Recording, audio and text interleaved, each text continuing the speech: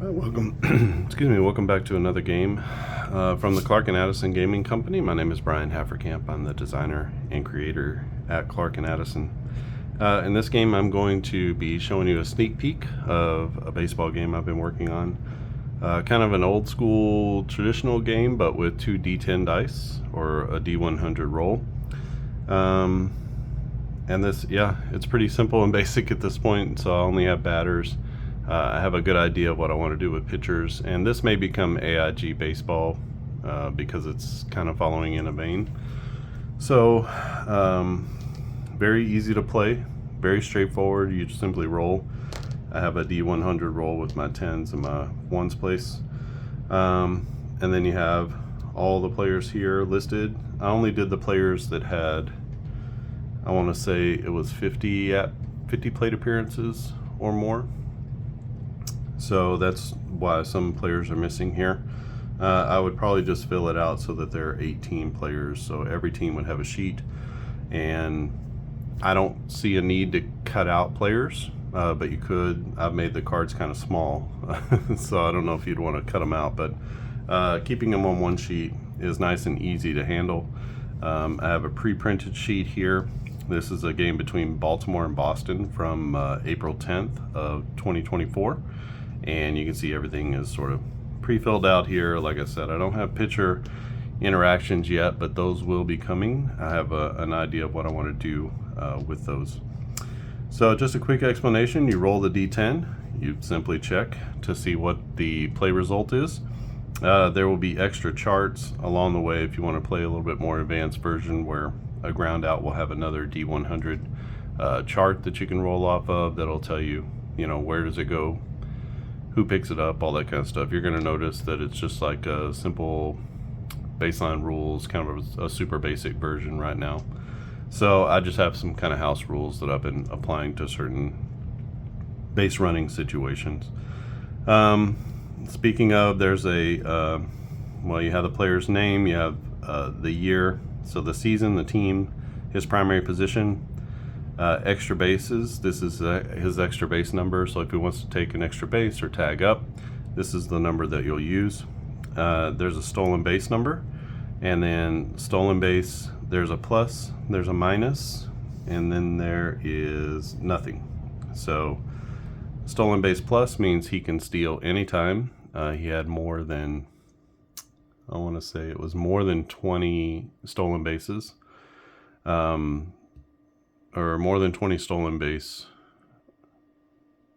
Yeah, more than 20 stolen bases. So he's a steal anytime kind of player. SB with nothing is kind of a mid-level average base stealer. And he can steal anytime from the third inning, from the fifth inning on.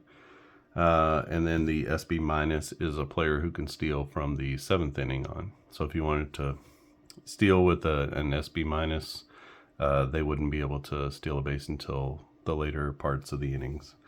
Because you can see here, Brian McCann is a 79 on his steal. That's almost as good as Mateo, almost as good as Mullins. If you stole with him all the time, one, it would be unrealistic. Two, he would be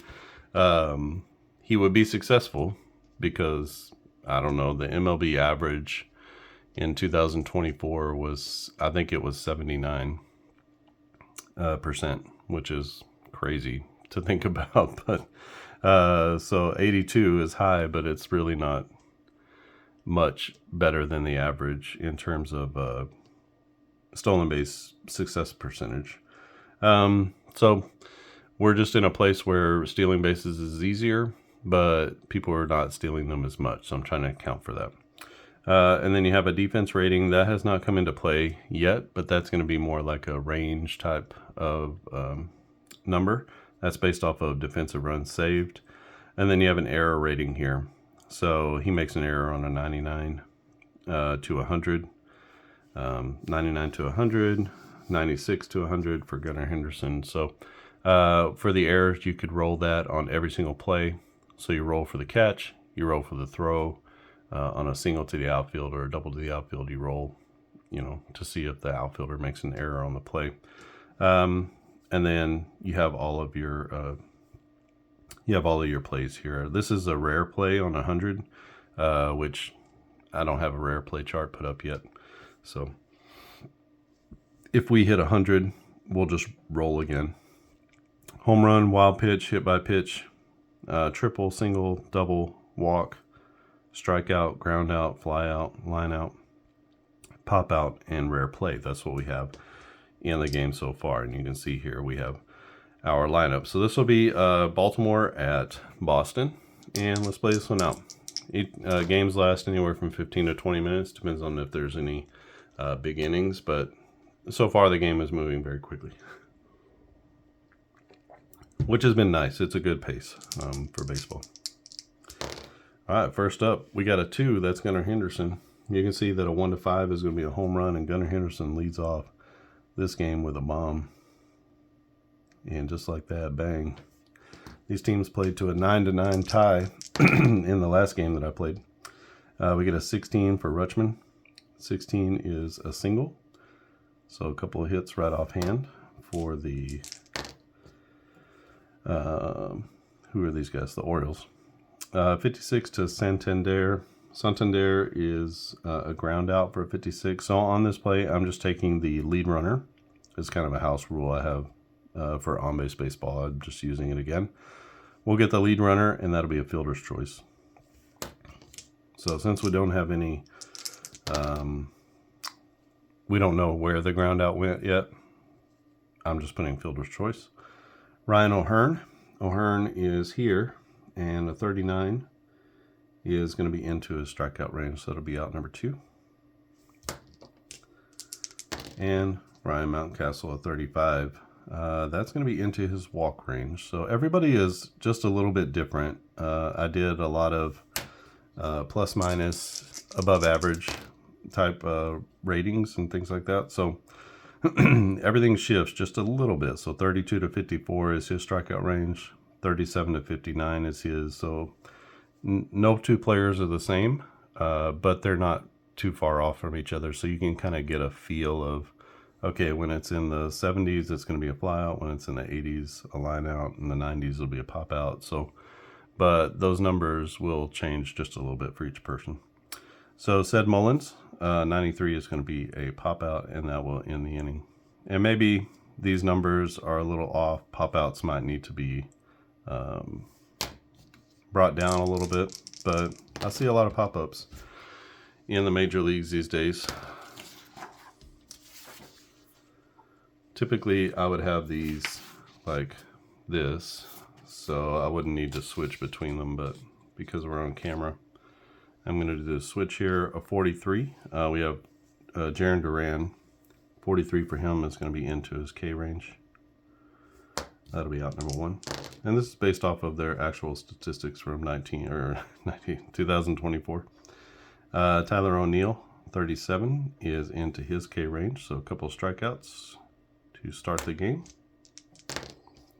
And a 98, that's going to be a pop-up from Rafael Devers. 1-2-3 inning for Boston. As we head to the top of the second, it is 1-0 Baltimore over Boston at Fenway Park. Colton Cowser, 41 is a strikeout. Jordan Westberg, this might be a hit. Westberg is here. 9 to 22 is a base knock as he gets on base. You can see Westberg is a SB minus, so he can't steal until from the 7th inning on. 12 is pretty good for Jackson Holiday. Holiday is here, and a 12 is going to be a base knock for him. The young rookie, and with 1 out or no outs, I'm just giving them however many bases the hit is. With 2 outs, they get an extra base. If you're familiar with on-base baseball, I'm just using basically the same base running rules. 42 to Gunnar Henderson is in his strikeout range. So 2 strikeouts in the inning, and we got runners at first and second with 2 down for Adley Rutschman. Rutschman with a 17, that's going to be a base knock. That'll drive in 1. And Baltimore takes a 2-0 lead. Runner here is going to go to third. And we give him the RBI. So Rutschman, 2 for 2. Santander, and this will be a strikeout. So strike out the side, but in between, give up 3 singles, and that's going to be a 2-0 lead for Baltimore as we head to the bottom of the 2nd inning. And you can see the game moves along with quite a bit of pace here. 97 to Tristan Casas is going to be a pop out as he pops it up on the infield. Oh, we got trouble here. Romy Gonzalez. Let's see. Do we have? Yeah, we do. A 1-3 is going to be a home run, and he parks one over the Green Monster. And that gets Boston on the board. 2-1 now is our score. Pablo Reyes. So do we have Pablo Reyes in the house? We don't have him. So at second base, let's go ahead and put Valdez. I didn't check these before I printed them off. So we'll insert Emmanuel Valdez. 75 is going to be into his flyout range, so he flies out. That'll be 2 down. 1 already in the inning. 85 for Yoshida is going to be a line out, so he lines out to end the inning. So Boston gets on the board. They trail 2-1 in this game with Baltimore from April of 2024. Up next for the Birds is Ryan O'Hearn. O'Hearn in his first trip up struck out 52. That's going to be a second strikeout for him. And that'll be out number 1. Ryan Mountcastle is going to pop it up. That'll be out number 2. And Ced Mullins with a 20. 20 is going to fall just into his single range, so he is on base with a single. He is an SB plus, so we're going to try to steal second with him. 82, 1-82, he's safe. And he's in there with the stolen base. So he puts himself in scoring position with our extra base rule. But Colton Cowser gets popped up, and that'll be out number 3. So Baltimore strands 1 in the 3rd. They lead 2-1 overall. And let's pick up the Boston half of the inning. It'll be Connor Wong, Rafaela, and back to the top with Duran. So Connor Wong is on here at 24. That's going to be right to his single range. Wong is an SB minus, so no threat to steal. That brings up Rafaela. Rafaela is a 65. 65 is going to be a ground out, so we'll take our fielder's choice rule where we get the lead runner. Rafaela is going to be at first. He is an SB with no plus or minus, so that means he can begin to steal after the 5th inning, which we're in the 3rd. So. Jarren Duran, 65. 65 is going to be a ground out, so playing a little bit of ring around the rosy here. Or musical chairs, however you want to think about it. 77 to Tyler O'Neill is going to be a line out, and that will end the inning. So no runs in the 3rd for Boston. We head to the top of the 4th. It is 2-1 Baltimore over Boston. It will be Jordan Westburg, Jackson Holliday, and then back to Gunnar Henderson. 64 is a ground out. 87, that's going to be maybe a pop out. Let's see. Jackson Holliday. I saw him on here. Here he is. 87 will be a pop out for the young man. And Gunnar Henderson. Henderson already with a home run and a strikeout. A 30 is going to be in his walk range. So Henderson is at first. Let's go and try to steal with him. He's in a stolen base plus. 31. He's in there easily. And he's in scoring position with 2 outs. We get another pop-up from Adley Rutschman, though. And with 2 down, that'll be the end of the inning. As Boston holding now. They're down by 1, 2-1 as we go into the bottom of the 4th inning. Rafael Devers is the first man up. A 21 is going to be a base knock for Devers. He's 1 for 2 now. A 99 for Tristan Casas. That'll be a pop out, and that's out number 1. He's popped up twice. 47 to Romy Gonzalez is a strikeout. And for Valdez, a 15. That's going to be a knock. A 2-out hit for Romy Valdez is going to push the runner to third. It'll be runners at the corners with 2 down for Masataka Yoshida. 89 will be a pop-up as he pops out to end the inning. And the 4th is over. Still 2-1 our score here. Good pitching matchup between these two as neither team is able to put much together. Got a home run on each side and a run-scoring single from Rutschman. Anthony Santander will be up first, then O'Hearn and Mountcastle. 89 is going to be a pop-up. Caught for out number 1. Ryan O'Hearn with a 7. This could be good. O'Hearn is here.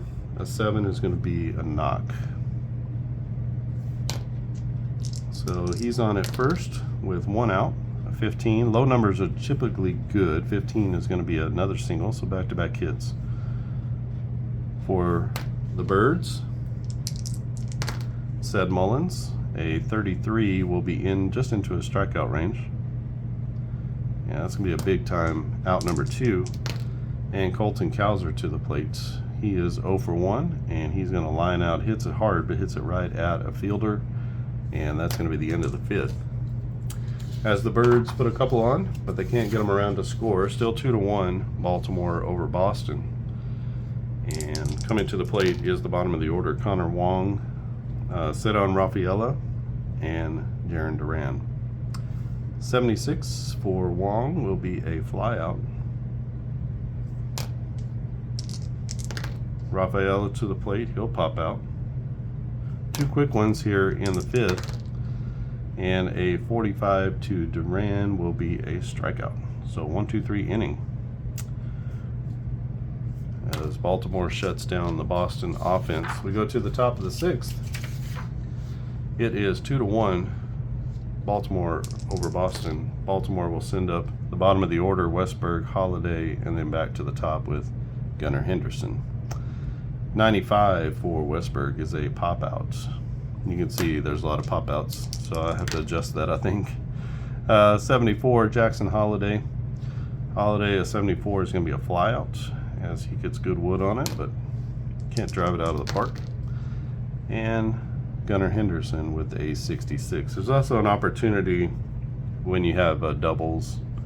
Maybe there'll be an opportunity to open up some other things as well. So Gunnar Henderson with a 66 will be a ground out. Like I said, it's just a sneak peek into some things I've been working on. Easy to play.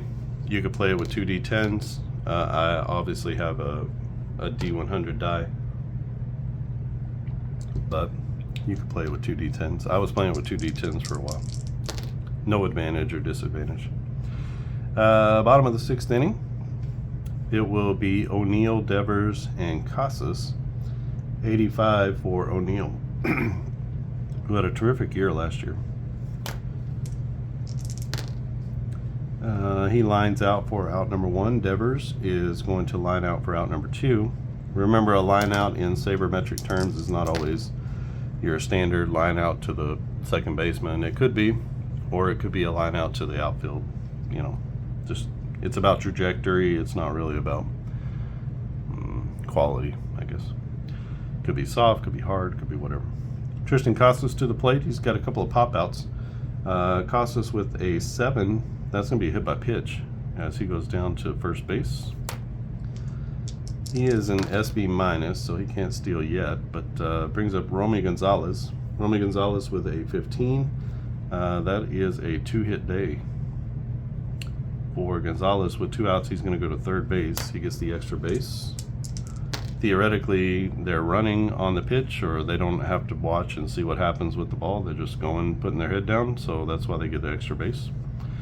And then Yoshida with a 76. That's going to be a fly out. as he puts a charge into it, but that's going to stay in the ballpark. Boston strands 2 here in the 6th. They find themselves still down by 1 as we head to the top of the 7th inning against Baltimore. This again played in April of 2024. Middle of the order for Baltimore, it'll be Rutschman, Santander, and O'Hearn. Rutschman with a 14 is going to be a base knock. He's got 3 hits on the day. This is, in all theory and seriousness, a very, very accurate game at this point because you're just going off of what the batter's percentages are. So every time he comes up to a bat, the percentages work exactly like every part of what he did during the year. So especially, you know, this first column all the way to strikeouts, that's all going to be extremely accurate. Anthony Santander, he is 0 for 3, 0 for 2, 0 for 3. 15 though. 15 for him is into his walk range. You can see he has a huge home run range, 1 to 7. So he's going to take the walk. There's no pitching changes, at least not for the moment. O'Hearn with a 73. That's going to be a fly out. There's no advancement on a fly out. We just kind of assume that's a short fly out. If you had a runner at third or you wanted to try to advance, you could try to do that. Adley Rutschman is a 68. It seems like a lot, but that's a 32% chance of getting thrown out when you have a player in scoring position. So that's not something I'm really willing to do right now, not in a tight game. So Ryan Mountcastle with a 39. That's into his strikeout range.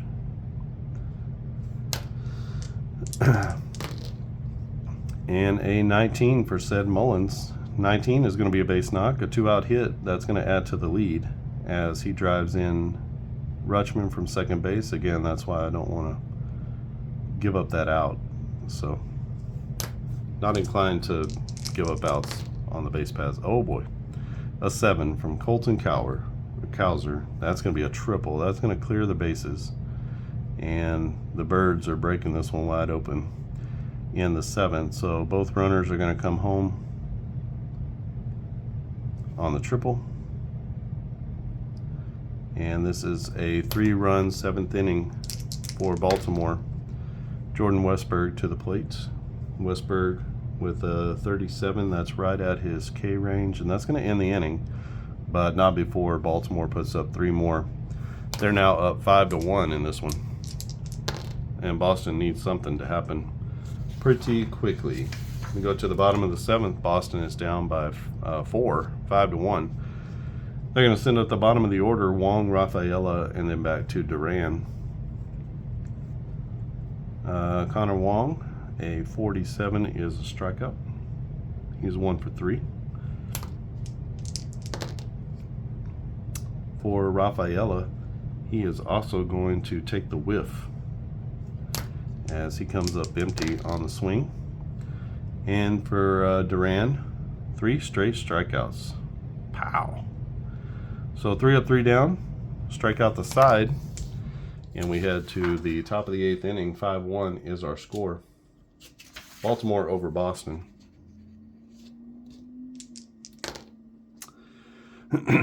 Jackson Holliday to the plate, then back to the top with Henderson and Rutschman. So Holliday, a 51, will be right at his strikeout range. He is 1 for 4 in the game. For Gunnar Henderson, he's 1 for 3 with a home run, but here a 52 is going to be a strikeout. So back-to-back Ks in the 8th inning. And Boston sends up Adley Rutschman. Rutschman 3 for 4 with a run scored and an RBI. A 76, though, is going to be a flyout, harmless flyout. That's a 3 up, 3 down inning in the 8th inning for Baltimore. And 5-1 is our score as we go to the bottom of the 8th. The home team is down, and they need to get some runs. But they have the middle of the order up. It'll be O'Neill, Devers, and Casas for Boston. 31 to Tyler O'Neill is a strikeout, and he's got 2 strikeouts. He's 0 for 4. In a position they need some hits. And we got an 81 for Rafael Devers. 81, he hits it hard, but he hits it right at one of the fielders, and that's going to be out number 2. 51 for Tristan Casas will be a strikeout. So bookend strikeouts here in the 8th inning. That's a 1-2-3 inning for Boston. To the 9th we go. Baltimore is in the lead, 5-1, and looking to put a few more on the board. Santander, O'Hearn, and Mountcastle for the Birds. 46 will be just into his ground out range, so that's out number 1. Ryan O'Hearn to the plate, a 5, could be really good. O'Hearn, a 5, is going to be hit by a pitch, so he is plunked. Second hit batsman, I believe. Somebody got hit. I don't remember where it was. I thought it was one of the Boston players.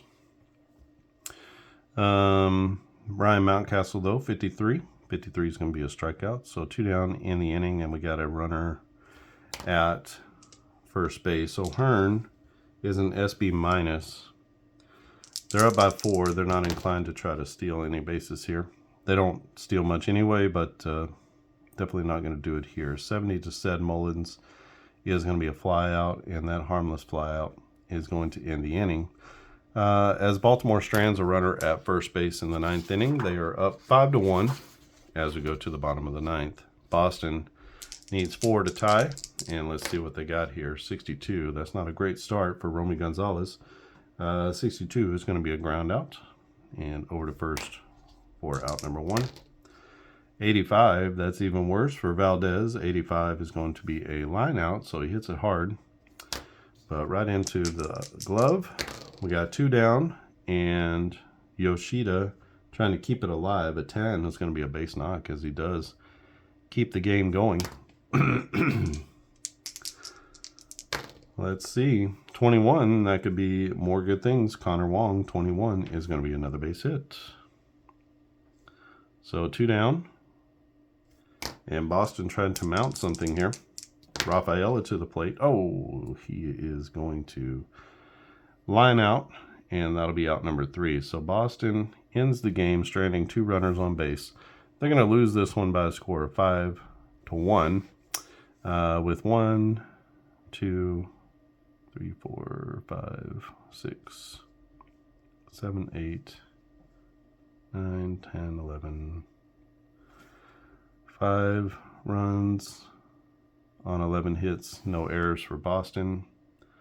1, 2, 3, 4, 5, 6, 7. 1 run on 7 hits and no errors for the Red Sox. So Baltimore, 5 runs on 11 hits, no errors.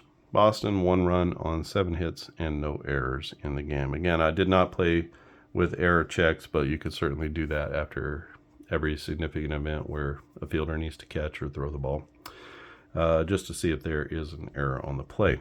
And those are in line with their actual error numbers, looking at fielding percentage. So not looking at range or any, it's not a defensive number, it's an error number, which I think fielding percentage is an accurate error number. It doesn't really, it's not predictive or anything like that. It just says what happened. And so you could go by that, and it presents some accuracy, a good time to use fielding percentage.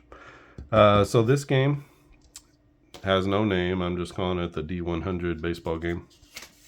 It could very easily be AIG baseball. So it's very fast to play. You can see we're only at 29 minutes, and that's with me introducing the game and walking through. I've had games take as little as 15 minutes. I've had them take as long as 25. So somewhere in that 20-minute average for a baseball game. I will be adding pitcher effects into the game, but they're going to be sabermetric effects. So K's walkouts hit by, or K's strikeouts hit by pitch, and home runs. That's where things are going to be affected. they won't be as affected on other parts of the game, like groundouts and flyouts and stuff like that. So I want them to have some involvement. I want it to affect the game, but I want it to be relatively minimal, to keep the game light and easy to play and fast. It's super accurate with a 1 to 100 roll. And again, I'm working on these charts here to make sure that those are accurate as well, as far as like which player is going to get the ball and that kind of stuff on groundouts or flyouts or lineouts. And then we'll have a rare play option as well, so that'll bring in some extra rare plays. But wild pitches, this is really wild pitches / pass balls, so it just kind of depends on who commits who commits that. That will also have a chart with like another 1 to 100 roll. So the idea is these are all kind of entryways into a more detailed 1 to 100 roll. You could certainly play it like this, which would be super fast and basic. You could bump the time up to 45 minutes or an hour and just roll for another roll, which gives you more detail and more options for base running and stuff like that. So it's going to have kind of 2 levels of play, a little bit more what we would typically call advanced, and a basic mode where you can just kind of buzz through a game in 15 or 20 minutes. And then, like I said, I'll probably do 18. So we have 1, 2, 3, 4, 5, 6 times 3. And that would be 18 batters, 18 pitchers. Very similar to the setup for On Base Baseball Pocket Edition. And then we'll just have those on one team sheet. So you have all the players here. It's going to leave off some players. So if you're a replay gamer, you won't have every single player on the team, although especially for modern teams. For older teams, you might wind up with almost every single player, a la the Pocket Edition. And then for sure, for older teams, you'll have all the pitchers, as they use more position players than pitchers, even in the 70s, 60s. So that's where this game stands. If you have any thoughts about it, leave them down in the description below. I've got this entire season from 2024 completed. I'm just kind of printing off what I wanted. You can see this is the Braves and Arizona. So you can see I don't quite have all the players for Arizona, and not all. Actually, this might be all the players for the Braves. They didn't use a lot of extra players last year. So we got all of our players here, and they played to Arizona has beaten them every single time when I go just off of the batters. So Arizona's batters clearly better than Atlanta's batters last year, but the pitching was the difference, right? And so without the pitching, Arizona just kind of destroys Atlanta over and over again, which same thing maybe has happened with Baltimore. Let's see. This was the other game. Baltimore, so 9 runs each. Baltimore started out with a 2-4-6 8-run lead, 6-run lead, I guess, and then Boston stormed back with there was a grand slam from Tristan Casas, got them right back into the game, and then Baltimore came back with 1 in the 9th to tie it up. So that was the previous game between these two. So you can see they played to 5-1. They played to 9-9. The game with Atlanta and Arizona was 8-1. I played some closer, like 4-2 type games. So you're getting a lot of variation. It really depends on the dice rolls. So that's kind of, I guess that's a sweet spot for a baseball game. So we'll kind of leave it at that. But the next time you see this, there will probably be pitchers involved. So just to let you know. But that's the game. Just some little things I've been dinking around, working with, and playing this for about a week or so. If you have not subscribed to the channel, but you like the content, consider subscribing. We are at 333. I remember that because it's a 333. 333 subscribers, so you can be number 334. Just click on that subscribe button and you'll be notified of new videos when they are posted. I typically post 1 or 2 a week, and it's things like this, games that are either in production already, like I don't know, I'm blanking out on my own game names, but it's games that are already in production or games like this that I'm working on. I'll be posting another video of a new hockey game, and I'll be showing that this morning as well. So we'll have 2 videos today. And if you like this video, just give it a thumbs up. That's a super easy way to support what I'm doing, to support the channel. If you're on Facebook, go over to Facebook and look in the groups, and there's a group for the Clark and Addison Gaming Company. So just look that up, answer a few questions, agree to the group rules, and I will be happy to let you in. There are files in the files section that you can't find anywhere else. Games that are in beta, games that are more difficult to find. Maybe they're finished, but I'm not releasing them necessarily. So there's some files there, things that are being shared by users as well. And you can join into the Clark and Addison gaming community, where people are sharing their replays. A lot of guys playing on-base baseball. I know there was one gentleman who was playing through the playoffs for different years, 1980 and 86, and so playing through the playoffs with some of those on-base baseball seasons. Another gentleman is on YouTube, and he's doing an ABA 1974-75 season with up-tempo basketball, which is a basketball game that I put out a couple of years ago. And so he's going through the New Jersey Nets season with Dr. J, and you can catch that as well as he posts his videos on there. So lots of things going on, lots more in the hopper that's being prepared for the future. We have some big possible changes coming up, so I don't want to get into the gold membership and not be able to deliver, so that might be on hiatus for just a little bit. But the gold membership will be a monthly subscription where you're going to get a free game download, a premium game that's already published, and you'll get a season that you can download each month, totally free. As a part of being a gold member, you'll get a lot of games like this that I'm just kind of working on, and you'll be the first testers and be able to play through these games. If you know me, you know creating new games is not a problem. So I'm always thinking about the perfect game. So I'm never going to be able to make it, but maybe if I make enough games, it will be perfect for you. So that's my hope, at least. I've got a racing game on the back burner. I've got a golf game on the back burner. I'm going to show hockey later, and then I'm always playing with football or baseball. Play Action Football is a published game. You can go check that out. Super fun. And go to clarkandaddisongaming.com. That's another way to support what I'm doing. Go there, check everything out. All of my games are PDF, except for the games that I sell on Base Baseball Pocket Edition. That's an actual printed game that you'll have to purchase at thegamecrafter.com.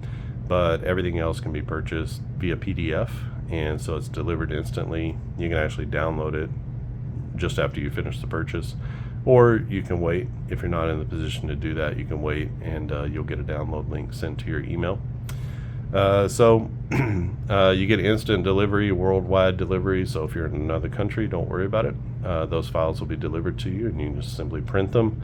They are not based off of A4, they're based off of letters, so that might throw off your printing just a little bit. But my games will be available for everyone, and even the printed games for the Pocket Edition. There is international shipping available for that. So and it's not a big package. It's like the size of a card deck. So it's not a big thing to have to ship around the world, which the bigger it is, the more expensive it is. I've done some global shipping, and it can be quite expensive. So hopefully it's not too bad with the smaller package for the Pocket Edition. All right, I think that's it from here. Thanks for watching, and I'll see you again next time.